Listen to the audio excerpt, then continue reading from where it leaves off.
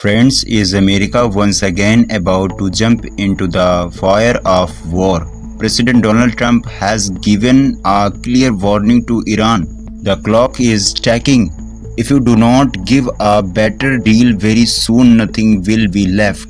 Oil prices that touching the sky, trains are shut in New York, and common Americans are worried. We start today's biggest news with this. Hello and welcome to News Pulse 2.0. Friends, yesterday on Sunday, President Donald Trump posted on Truth Social and it became a global talking point. He wrote, "The clock is ticking for Iran. They must come forward very fast. Otherwise, nothing will be left of them." The ceasefire talks with Iran are still stuck. Iran is demanding repercussions, removal of the blockade, and stopping the fight in London. But Trump now seems to be losing patience. Some reports are also saying that America and Israel are together preparing for another major attack on Iran. Yesterday, a drone attack took place near the Break nuclear power plant in UAE, which caused our fire.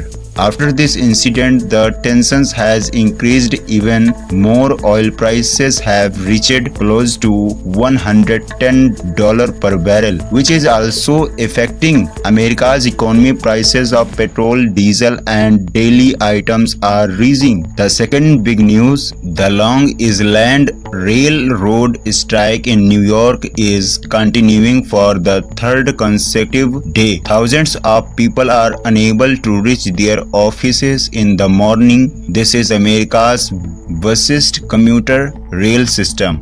Hundreds of trains have been cancelled and people are forced to find alternative arrangements. President Trump recently returned from his visit to China. There he made several big deals with Xi Jinping, from which American farmers, workers, and businesses accepted to benefit. But on the domestic front, concern over the economy is increasing.